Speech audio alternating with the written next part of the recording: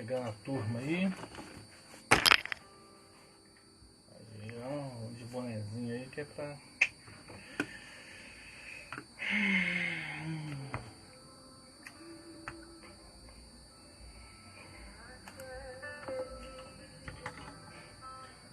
Muito boa noite, graça e paz do Senhor Jesus a todos, vão chegando.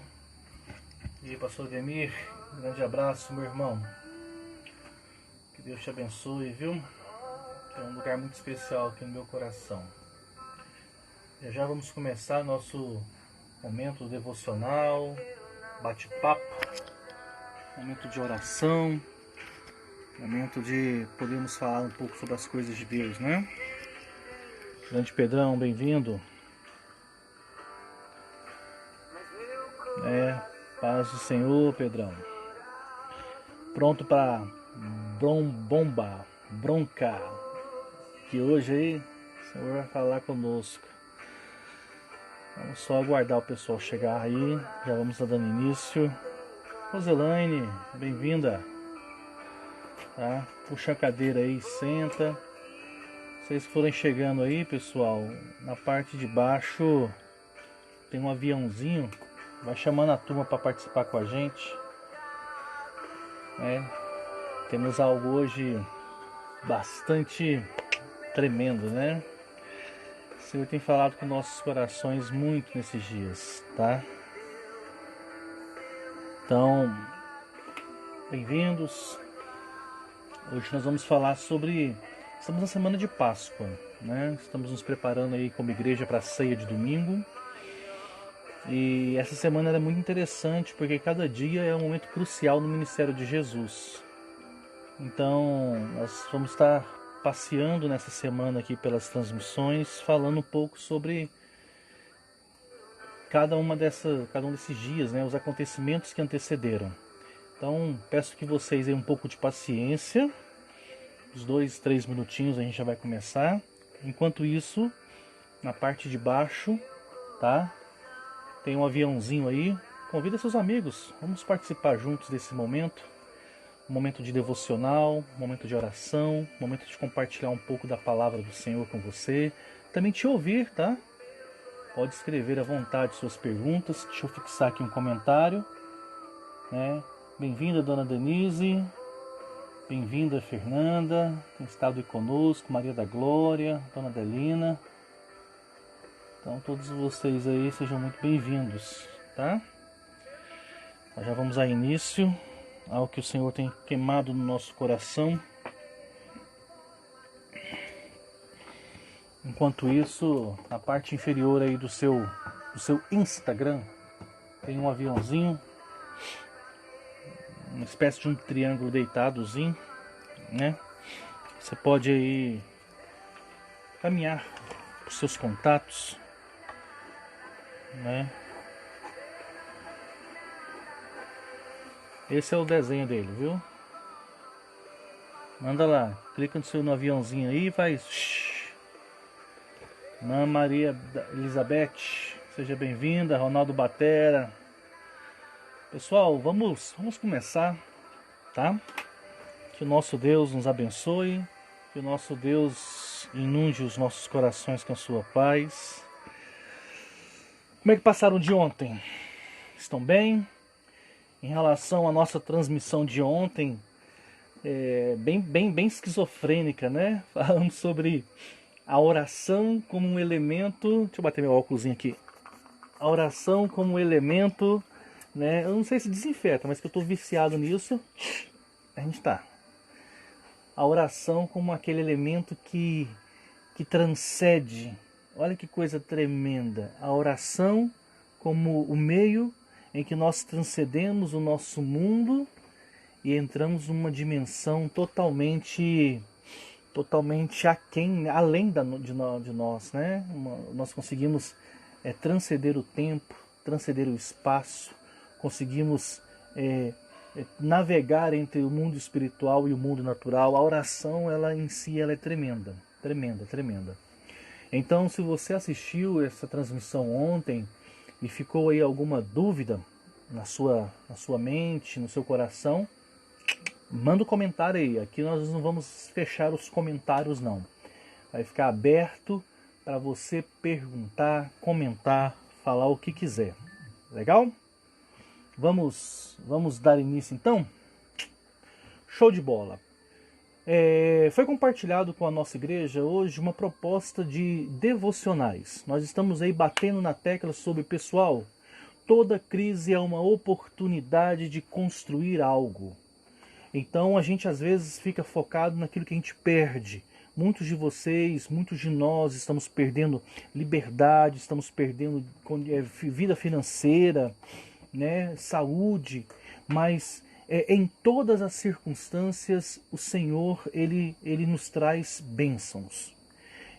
Muitas vezes o que nos faltam não é a capacidade de mudar de circunstância, mas a capacidade de conseguir enxergar Deus no meio delas. Muitos de nós interpretam de forma errada aquela passagem que diz que em tudo dai graças.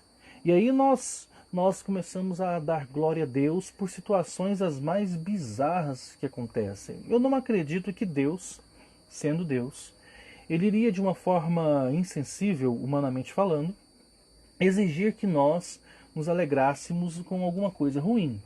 O que ele está dizendo é, meu filho, minha filha, mude a sua perspectiva. Comece a tentar enxergar a situação não pelos olhos da situação.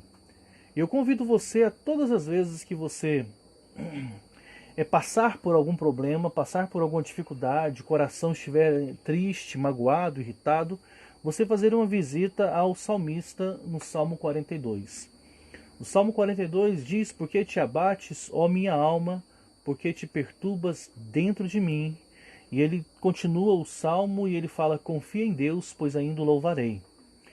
O Filho de Deus, a Filha de Deus, ele não nega o sofrimento, ele não nega a sua dificuldade.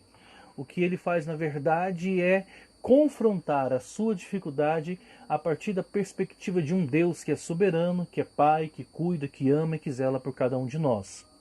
Então o salmista diz, né, alma, você está abatida, mas confia em Deus, porque você ainda vai louvá-lo, você verá Deus manifestando em você a sua graça, o seu poder.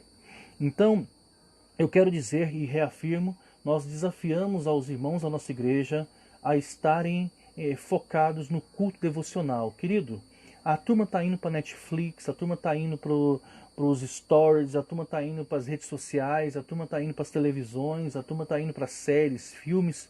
E eu não vou aqui dizer, olha, não faça isso.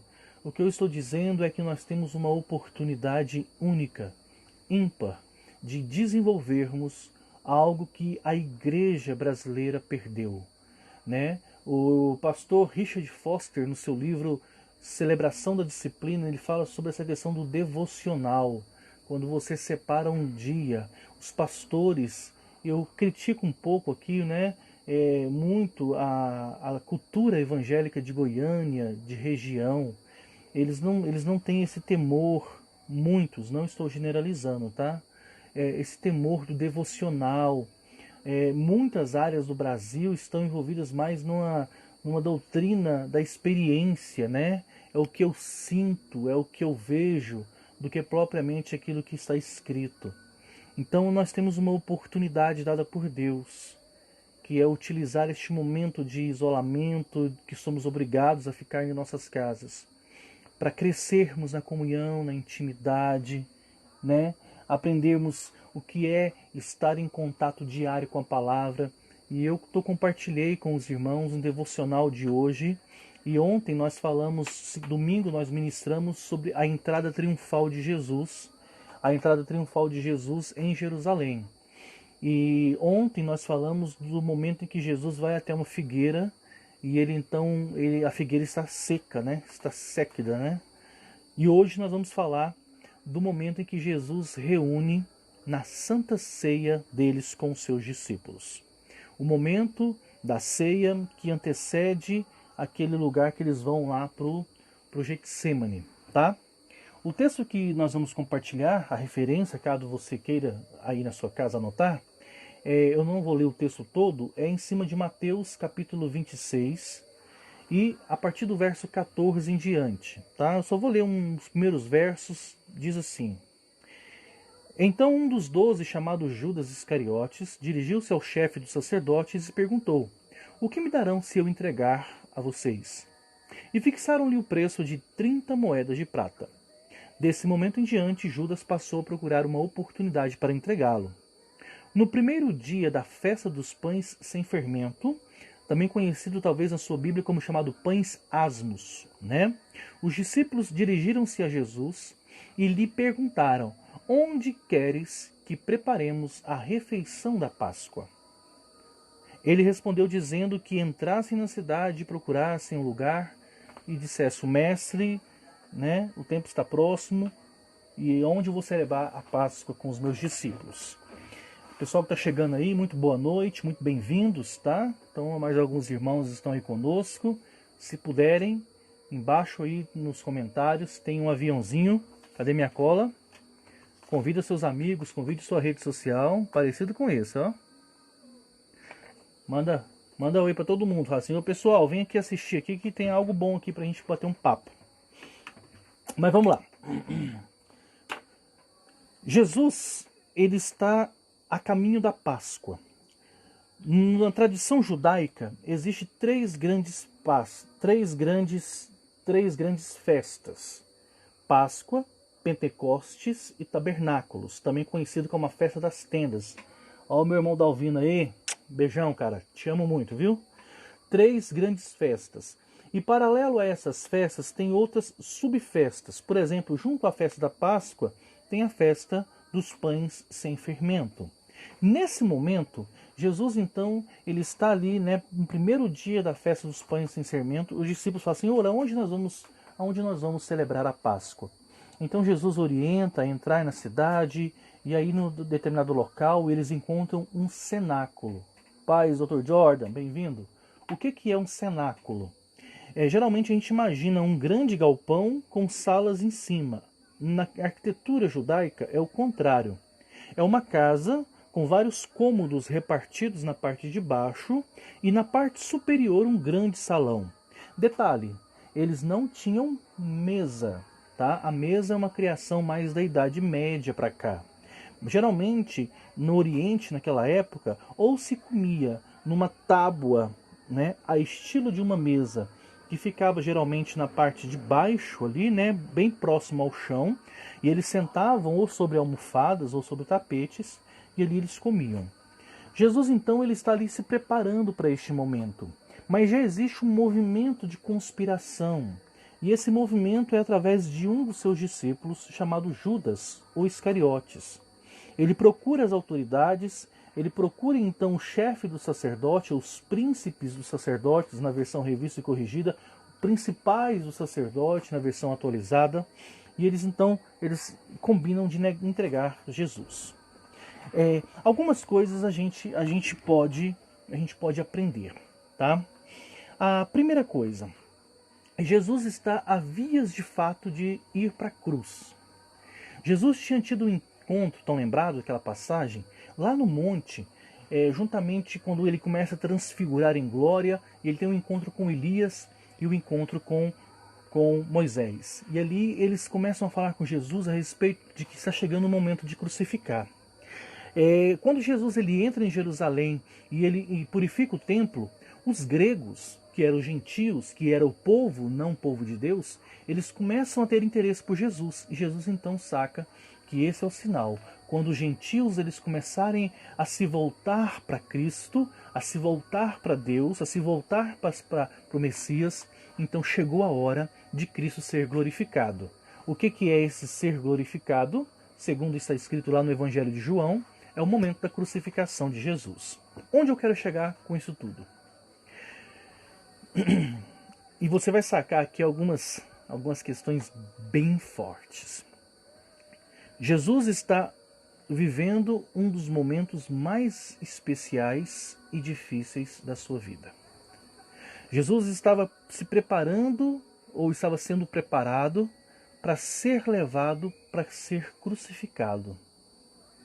Jesus, então, ele terá a última refeição.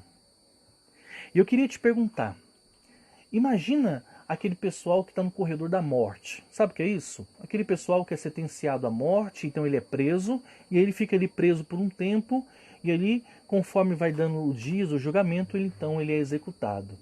Geralmente a tradição diz que ele tem direito a uma última refeição. E aí geralmente eles escolhem um tipo de comida, tem direito a uma visita religiosa, um padre ou um pastor para dar extrema-unção ou algumas palavras de confissão. Eu queria te perguntar, se você estivesse no corredor da morte, se você estivesse prestes a morrer e você tivesse direito a uma última refeição, você iria desejar comer com alguém que iria trair você? Pense a respeito. Repita a pergunta. Se você estivesse prestes a morrer, você sabia que ia morrer, e você tivesse o direito a ter uma última refeição, com quem que você iria gostar de comer? Com alguém que você amasse, ou que amasse em você, ou com alguém que iria traí-lo? Jesus, ele teve a sua última refeição aqui na terra. E mesmo assim ele decidiu comer com pessoas que iriam abandoná-lo, com pessoas que iriam traí-lo. Por quê? Porque o nosso Senhor, ele tinha aquilo que eu chamo de perspectiva da eternidade. Ele sabia que a cruz não era o lugar mais fácil de ir, mas era o lugar correto de ir. Jesus sabia que o seu sofrimento ele iria produzir um peso de eternidade, de glória. E para onde eu quero chegar nisso? A oração do Pai Nosso, a gente fala assim, olha, Pai Nosso que estás no céu, santificado seja o teu nome. Lá no finalzinho fala assim, olha, venha a nós o vosso reino, seja feita a vossa vontade. Então, nesse entendimento, eu queria que você entendesse sobre esta oração e esse desejo de vir o reino. Nós imaginamos que o reino de Deus, quando fala venha a nós o vosso reino, que o reino de Deus seja estabelecido na nossa cultura, na nossa sociedade, ao nosso redor. Só que quando você orar o Pai Nosso dizendo venha a nós o vosso reino, é interessante que a gente entenda que esse reino, primeiro ele é estabelecido em nós e depois através de nós. Muitos de nós, conflitado com a forma que as pessoas são, ou vivem, ou fazem, ou deixam de fazer, ficamos numa vida conflituosa. Mas o primeiro desejo de Deus é estabelecer o reino dele na sua vida. Na sua vida. No seu coração. O seu trono. O seu governo. Não tem como. Olha, se você. A palavra de Deus diz que muitos irão se perder. Estão lembrados? Entrai pela porta estreita. Muitos são os que entram. Muito poucos são os que entram por ela. Mas é ela que conduz à salvação. Não entrem pela porta larga. Muitos são os que entram por ela, mas ela leva à perdição. Nesse entendimento, a Bíblia mesmo diz que muitas pessoas vão se perder. Então, o fato do reino ser estabelecido próximo de nós não nos garante propriamente que a gente vai conseguir encontrar essa graça, essa salvação. Você pode estar vislumbrando o reino e ainda assim estar fora dele. Você pode estar sendo abençoado pelo reino e ainda assim estar fora dele. Você pode estar no barco de Jesus, sendo liberto por Jesus da tempestade e ainda assim não ter compromisso com Jesus. Jesus estava na ceia com 12 e quando ele começa a comer, ele solta a bomba. Um de vocês vai me trair. Ou seja, estar perto de Jesus é diferente de ter Jesus dentro de nós. Então, todas as vezes que nós entendemos da implantação do reino de Deus, do governo de Deus, da vontade soberana de Deus, a perspectiva que a gente tem que ter muitos de nós deseja que haja justiça social, justiça nesse mundo, que haja um envolvimento com a obra social, que as famílias haja restauração. Muitos de nós buscam muitas coisas fora e esquecemos que todo o princípio da obra de Deus, ela te leva a um movimento de voltar-se para si. Então, quando nós buscamos esse entendimento da vontade de Deus, do reino de Deus, isso não tem a ver com aquilo que é manifestado primeiramente fora, como algo que reflete fora e que isso impacta dentro. Toda obra, toda grande transformação, ela começa dentro de cada um de nós, e é essa vontade que Deus para a minha vida e para a sua vida. Eu estou dizendo isso para você porque o momento que antecede ao Getsemane, a prisão, a crucificação de Jesus, é o momento da ceia. Então, o pastor Carlos Queiroz, pastor da Igreja de Cristo, se eu não me engano no Nordeste, eu acho que em Fortaleza, posso estar enganado com relação à cidade, ele fala que o caminho da cruz, que Jesus fala assim, né, que a gente deve negar a si mesmo, tomar a sua cruz e segui-lo, mas que o caminho da cruz passa pelos pés dos discípulos. Essa visão de um evangelho social, de um evangelho servil, ele é algo muito forte e que deve ser algo muito priorizado na vida da igreja.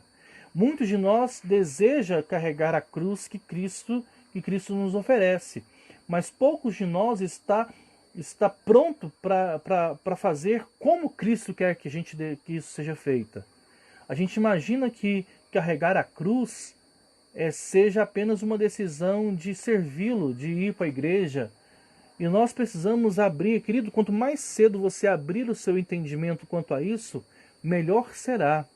É importante o templo, é importante a igreja fisicamente, estrutura, mas o evangelho, ele é além disso. O evangelho, ele é além disso.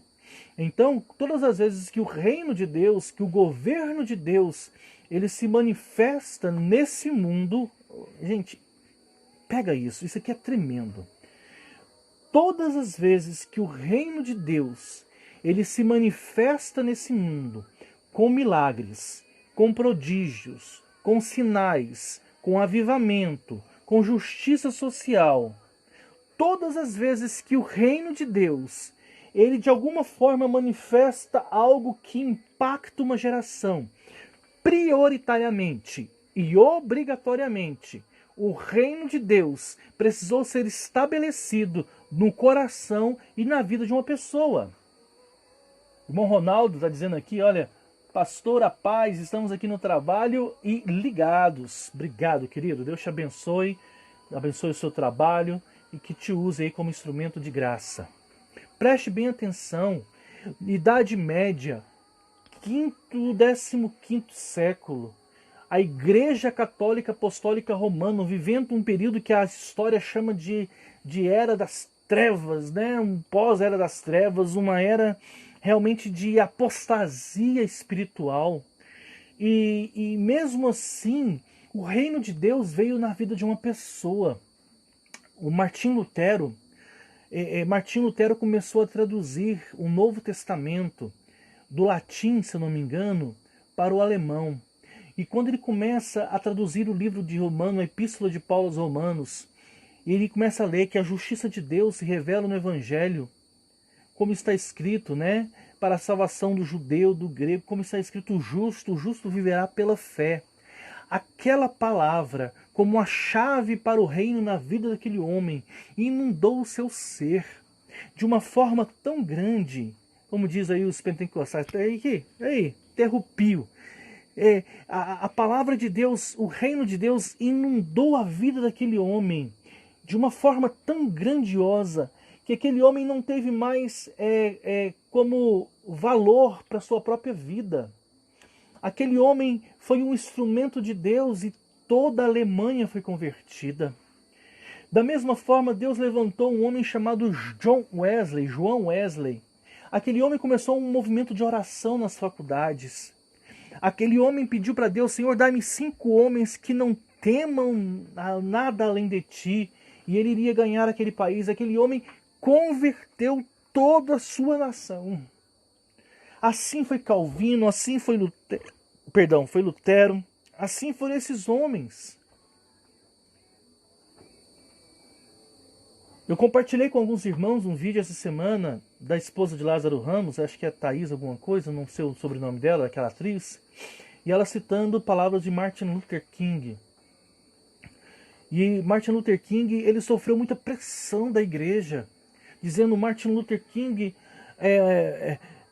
reverendo, não pregue isso. Reverendo, você está batendo demais na igreja, você está batendo demais nos líderes, né? Você está batendo demais. E ele diz: eu não posso. Ou seja, quando eu falo sobre o reino de Deus, obrigado, irmão Jordan, Thaís Araújo, quando eu falo que o reino de Deus ele tem que tomar a nossa vida, é nesse sentido.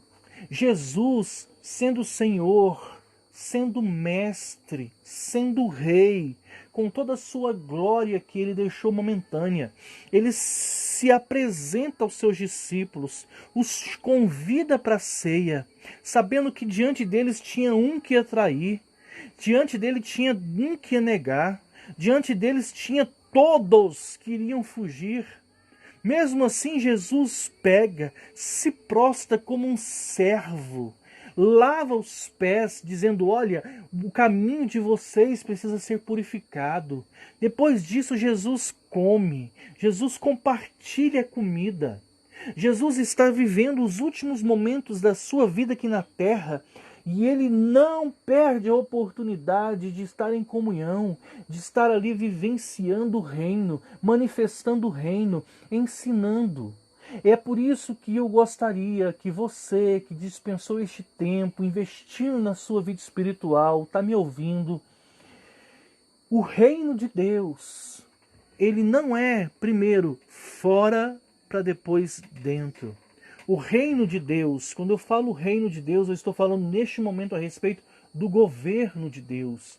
Eu estou falando do momento em que a vontade de Deus se cumpre, é feita, é buscada, é desejada de uma forma única. O reino de Deus, primeiro ele precisa ser dentro de você, em você. Quando você entender isso, a sua vida, a perspectiva na qual você enxerga as coisas vai mudar. Aquilo que outrora era difícil não será mais difícil. Nós estamos vivendo a Semana da Páscoa.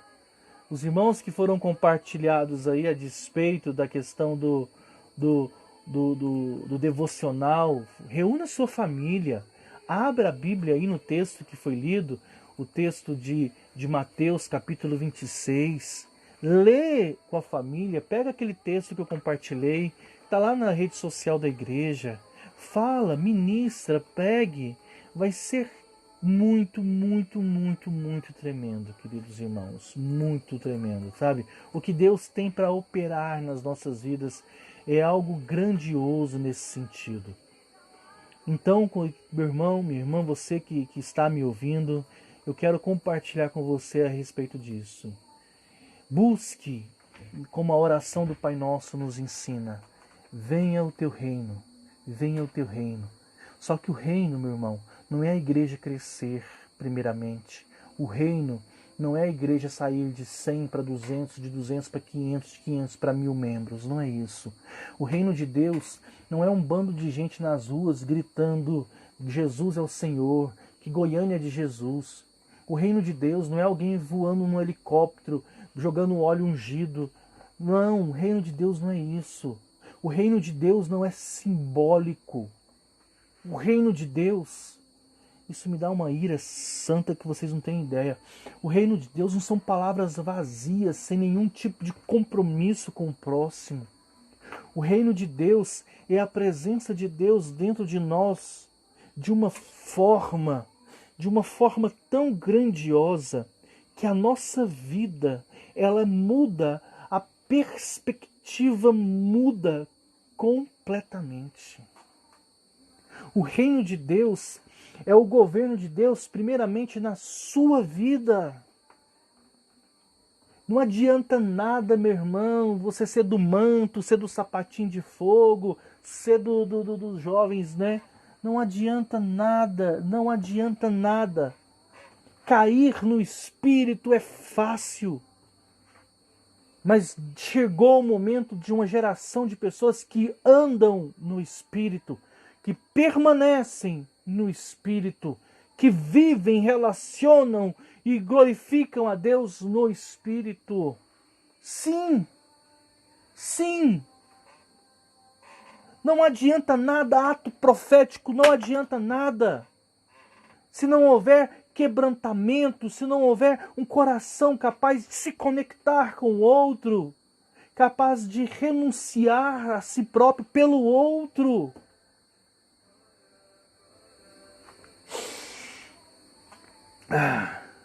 Calma aí. Não adianta. Isso aí, pastor Danilo, lá do Paraguai. Grande beijo.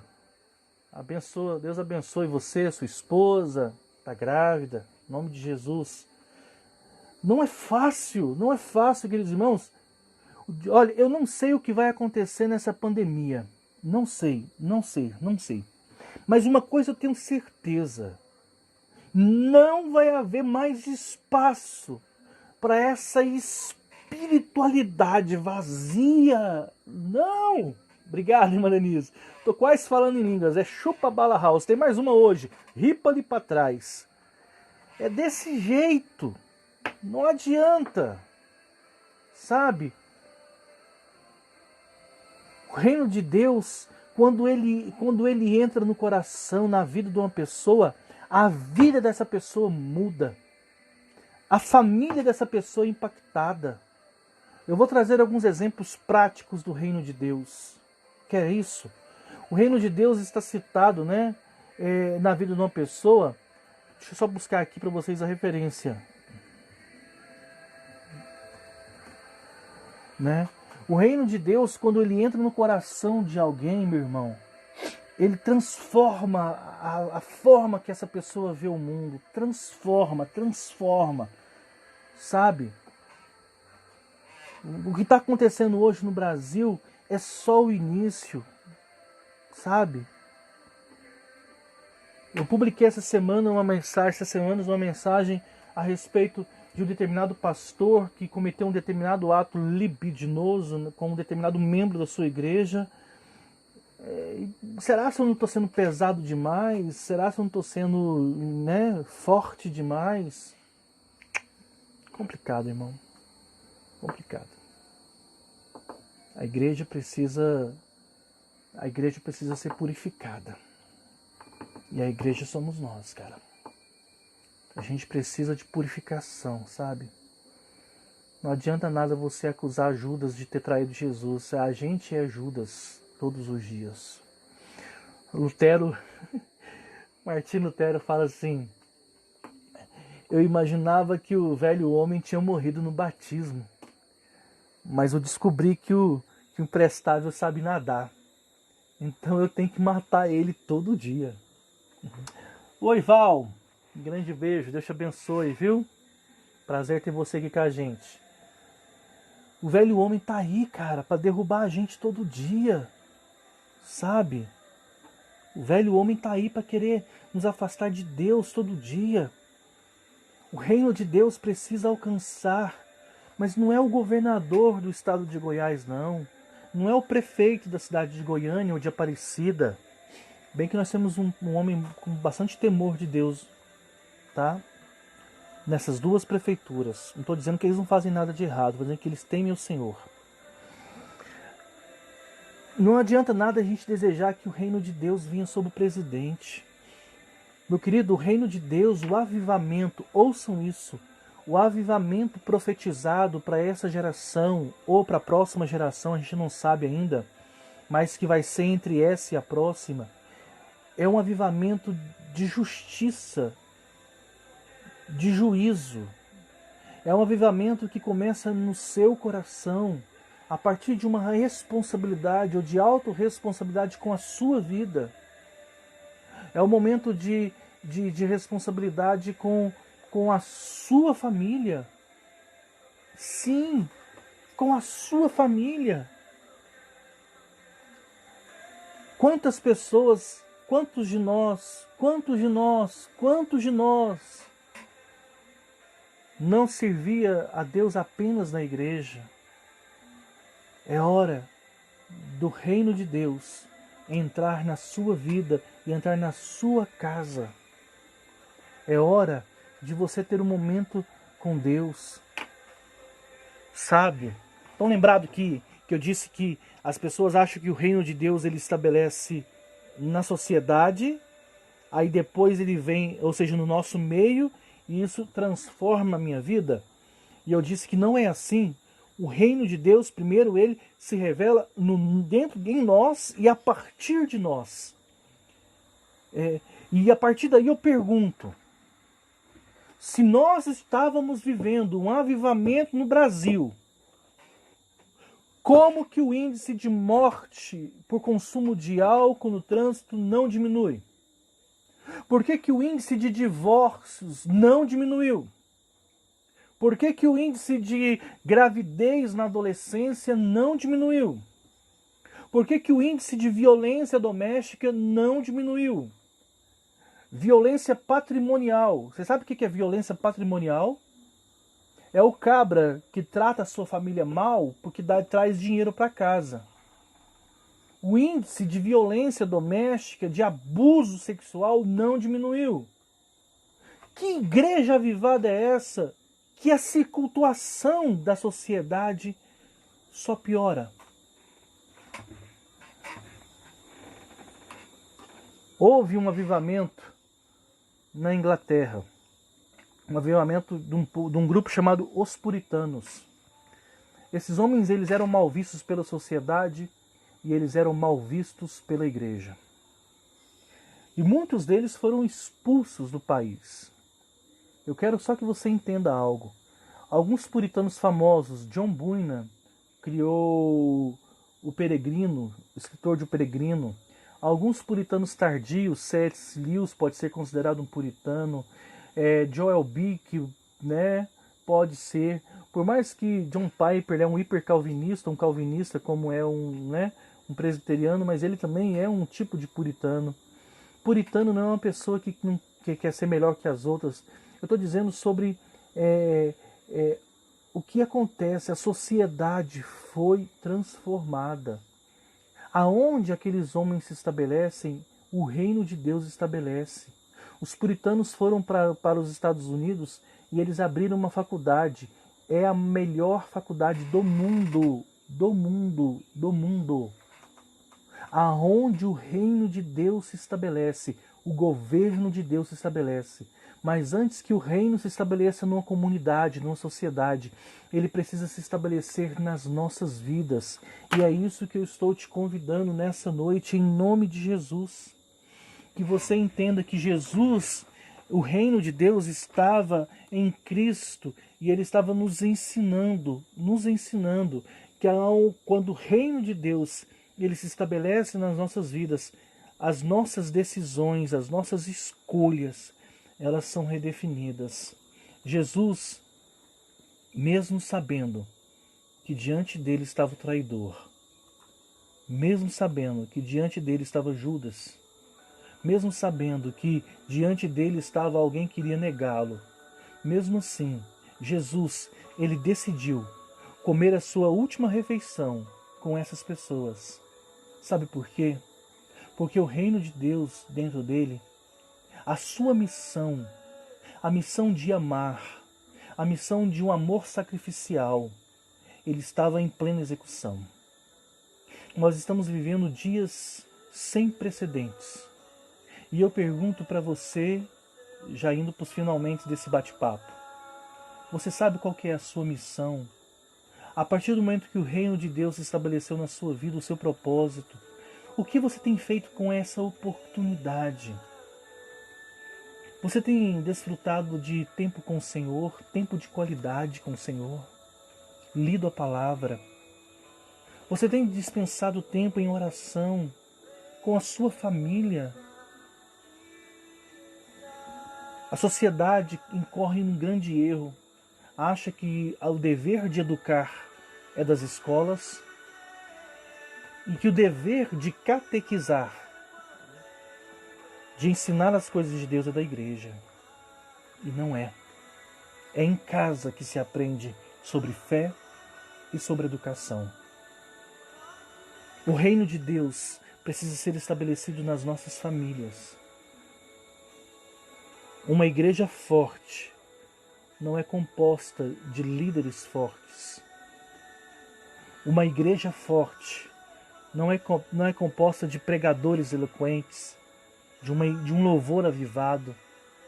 Nós estamos vendo, queridos, igrejas com estrutura, cujos altares estavam contaminados de podridão.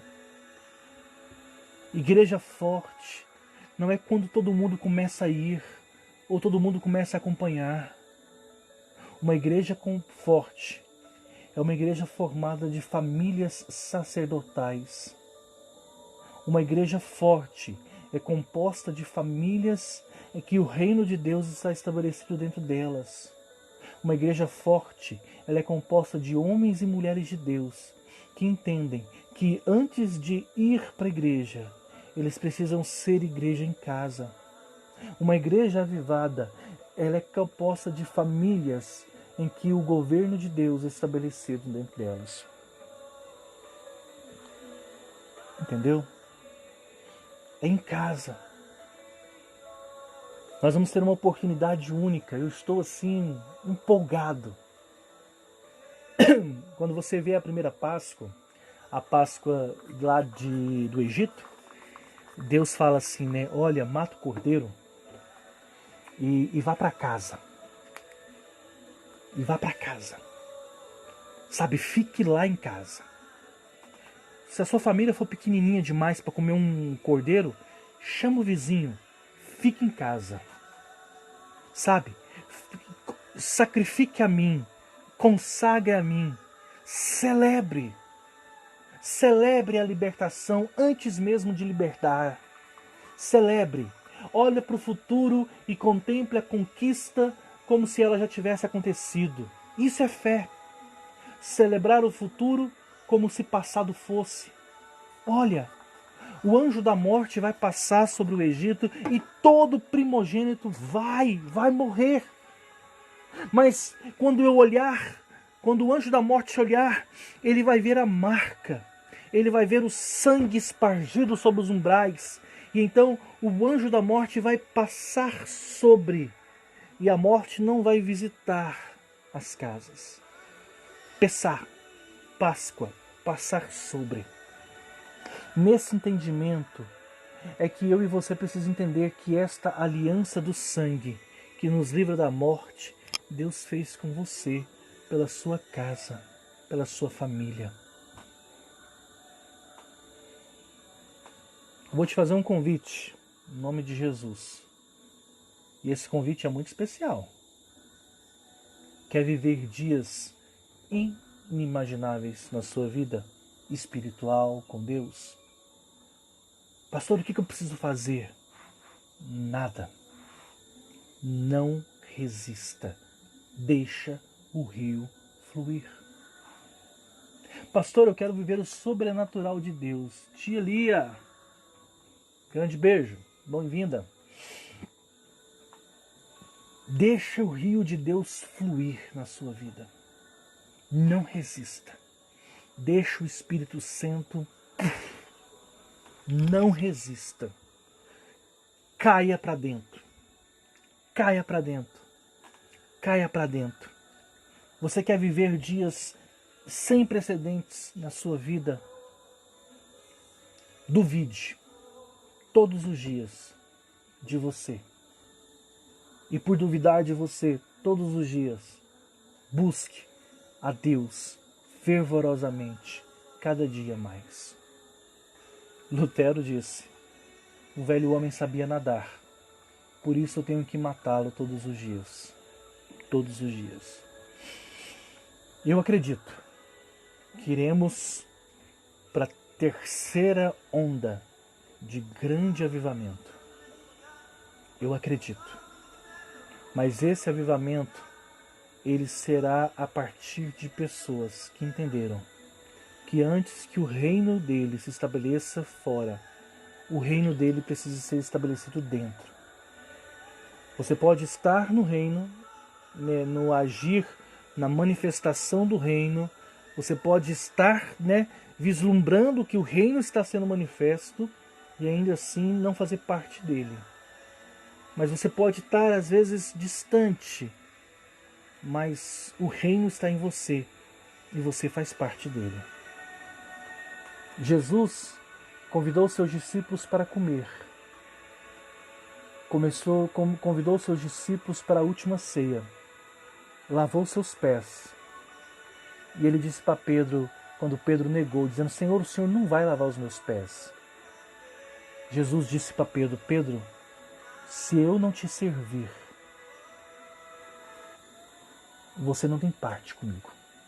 Senhor, então lava tudo. Não, Pedro, não precisa. É necessário apenas os pés, porque o restante você já está limpo pela palavra. Então apenas é necessário que a gente cuide por onde você está caminhando, por onde você tem caminhado. A minha oração nessa noite é por você, pela sua família, pela sua casa.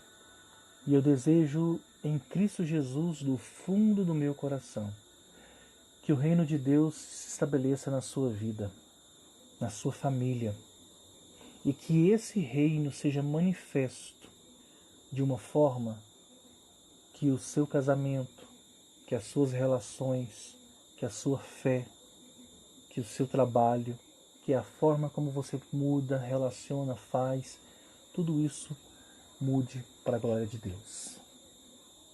Amém, pessoal? Tamo junto?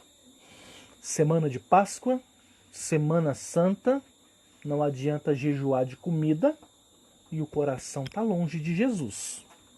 Se quiser fazer os dois, aí a coisa fica boa. A palavra de hoje, ou o compartilhamento de hoje, foi em cima da última ceia de Jesus. E eu disse que interessante, né? Jesus teve a sua última refeição na terra e ele decidiu estar com aqueles que ele amava, mesmo que aqueles a quem ele amava fossem pessoas que iriam traí-lo ou iriam decepcioná-los. O fato de Jesus continuar a relacionar com Judas, isso não desfez quem Jesus era, tá? Porque Jesus sabia muito bem o seu propósito e a sua identidade, quem ele era como filho de Deus e o porquê que ele veio aqui na Terra. E por causa dessa identidade, o seu coração permanecia firme. E por causa do seu propósito, ele foi até o fim. As palavras de Jesus no Evangelho de João, se eu não me engano, no capítulo 16 ou 17, ele fala: Senhor, eu os amei, Pai, eu os amei, e os amei até o fim. Ou seja, um amor completo, um amor com propósito estabelecido e propósito cumprido. Em nome de Jesus. Amém? Vamos orar? Vamos orar em nome de Jesus? Quero orar com você e quero orar por você, tá? Então, o nosso combinado de ontem vai ser também o nosso combinado de hoje. Eu vou orar pela sua vida, vou orar pela sua família, vou orar pelo seu ministério e vou pedir a Deus a sua bênção, a sua provisão, o reino dele se estabelecendo na sua vida. Em contrapartida, você daí, ore por mim. Eu te peço que você ore pela minha família, pela minha esposa, a pastora Josi, está aqui com a gente, pela vida dos meus filhos, Gabriel e Letícia Vitória. E peço também que você ore em favor da igreja que nós estamos pastoreando, que é a Igreja de Cristo no Jardim Bela Vista. Nós começamos hoje uma campanha de reabrir a igreja estar aberta pelas manhãs de terça a sexta, eu estarei lá, né? Então, eu já estou devidamente preparado para estar lá, né, com vocês, com a nossa máscarazinha, com cuidado para não passar para ninguém qualquer tipo de enfermidade, mas eu entendo que é hora da igreja não se acovardar. Então eu peço que você ore pela igreja. Nós começamos uma campanha de arrecadação de alimentos. Então, você que está nos ouvindo, aonde você estiver, se você tem interesse de ajudar com isso, você pode então nos procurar, tá? Se você não pode vir até a gente pode fornecer aí uma conta bancária, a gente compra as cestas básicas, manda para você o comprovante, para você ver que o seu dinheiro foi investido naquilo que foi proposto, tá? Então aqui a coisa é bem séria e é bem transparente. Nós temos o desejo de que a nossa igreja, a Igreja de Cristo no Jardim Bela Vista, ela seja um ponto de apoio para a comunidade. Então se você pode estar com a gente, primeiramente orando. Tudo é por meio da oração. Então eu vou orar pela sua vida, você vai orar por mim, e eu peço que você, ore pela igreja nesse sentido, que o Senhor abençoe esse projeto de cestas básicas, e que o Senhor abençoe a igreja, de alguma forma. O desafio são enormes. Mas eu quero aproveitar, nós temos vários irmãos. Gente, se for pecado pastor ter orgulho de ovelha, eu estou pecando. Porque nós passamos bastante dificuldade, mas eu quero glorificar a Deus. Deus deu um povo que é fiel nos seus dízimos e ofertas. Gente, dá vontade de pegar esse povo e apertar a bochecha assim, sabe? Os irmãos, eles são fenomenais, cara. Tem uma turma aí que passa luta, passa dificuldade, mas chega no dia aonde a gente está, ele leva a sua oferta, leva seu dízimo, porque ele entende que ele é parte de um processo. A generosidade, ela é algo tremendo. Então eu quero aqui, de público, agradecer a Deus pela vida de cada um de vocês, que são os dizimistas, os parceiros da obra, que têm ofertado. Queridos, vocês são lindos, tá? É um privilégio, é uma honra pastorear vocês. Vocês são, vocês são fera mesmo, do coração. Vamos orar então? Em nome de Jesus. E essa é a proposta que a gente vem para cá, para essas transmissões 9h34. Terminar o dia na presença de Deus, na comunhão, isolados, mas não desconectados. E uma palavra de oração, orarmos, falar: Senhor, abençoa as nossas vidas, nossas famílias. Então, se você pode fazer companhia para mim, eu estarei aqui, segunda, terça, quinta e sexta, para orar com você, orar por você, e para a gente bater um papo legal, falarmos sobre as coisas de Deus, sobre o reino. E essa semana não podemos furtar. Páscoa, semana de Páscoa, e vamos celebrar a Páscoa juntos em nome de Jesus, tá? Repito, finalizo dizendo aquele meu jargão: toda oportunidade é uma oportunidade. Não percam as oportunidades que Deus dá para a vida de vocês. Senhor Deus amado, eu quero orar agora em favor da vida dos meus irmãos, da família deles, de cada um daqueles que estão agora ao vivo ou que já entraram, ó Deus, por essa live e não permaneceram. O Senhor sabe a razão. Mas queremos aqui entregar toda a ansiedade, como diz a Tua palavra, porque o Senhor tem cuidado de nós. Pedimos, ó Deus, o Teu favor, Tua proteção, Tua direção. E como foi ministrado nessa noite, que o Teu reino se estabeleça, Deus. Não apenas em nossa sociedade, mas na vida e no coração de cada um daqueles que estão nos ouvindo nessa noite. Que cada um aqui, Deus, seja tomado por um entendimento, ó Pai, por uma consciência de que aonde o reino do Senhor se estabelece, a vontade do Senhor é feita sem nenhuma resistência, papai. Sem nenhuma resistência. Que o Senhor abençoe a vida, a família, o ministério de cada um dos meus irmãos. Que o Senhor repreenda sobre a vida deles toda a enfermidade. Que dos céus se manifestem as provisões do Senhor na vida dos meus irmãos. Em nome de Jesus Cristo. Amém. Deus abençoe você, Deus abençoe sua família. Cuidado com aquilo que você ouve e escuta na televisão. Cuidado com aquilo que você ouve, escuta e compartilha nas redes sociais. tá? Tenha responsabilidade. E como nós temos dito, reitero e encerro com essa frase: esperança e fé sempre, em nome de Jesus. Estou à sua disposição para qualquer dúvidas, perguntas ou qualquer outra situação nesse sentido. Manda para mim, manda nas redes sociais, mande no nosso bate-papo, mande nos comentários. Nós vamos responder você com a maior alegria do mundo, em nome de Jesus, tá? Um abraço a todos vocês, Dona Ilse, Graça, Jordan. Deus abençoe a família de vocês. São muito bem-vindos em nome de Jesus. Durmam em paz na presença do Senhor. Até a próxima.